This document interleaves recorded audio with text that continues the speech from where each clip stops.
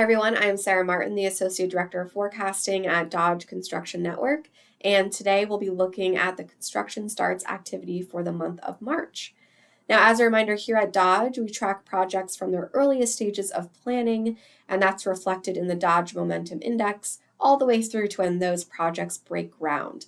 And once they've broken ground, we classify them as a construction start, and we enter the full value in square footage of that project in the month that it broke ground.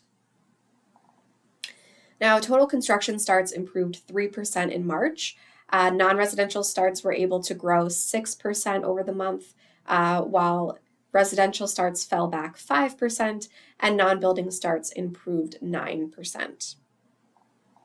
Now, breaking this down a bit further, we're able to see that most commercial segments expanded over the month. Offices, thanks to data center projects, grew, as well as retail stores and warehouses. On the other hand, hotels and parking garages faced declines throughout the month.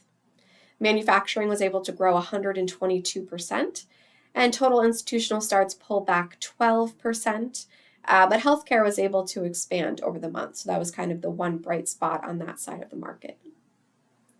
And non-building starts, they did face some mixed trends as well. Highway and bridge starts were down 10%, environmental public works were down 26%, and our miscellaneous non-building category was down 23%.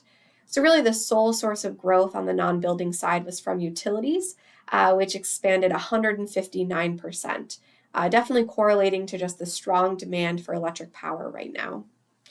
And then on the residential side, we did see total residential starts decrease 5%, really driven by weakness on the single-family side of the market, but it was somewhat offset by a 4% growth on the multifamily side. So overall, this was an encouraging report. After a weaker January and a pretty flat February, it's good that starts in aggregate were able to expand throughout the month of March, but trends do continue to be mixed. Some larger manufacturing or utility projects helped prop up growth this month, but other sectors, of course, continue to face weakness throughout the month.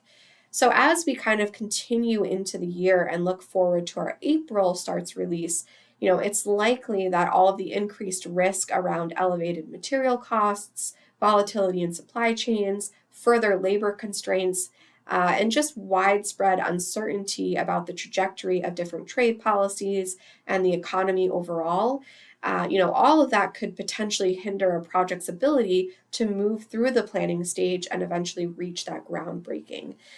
So our thinking right now is that starts could pull back in the near term as sort of owners and developers work to mitigate risk. But for now, in terms of what the data is telling us, construction still is largely moving forward. We haven't seen any, big ripples there just yet. So that about sums up my thoughts for this month. Thank you so much for watching, and I'll see you next time.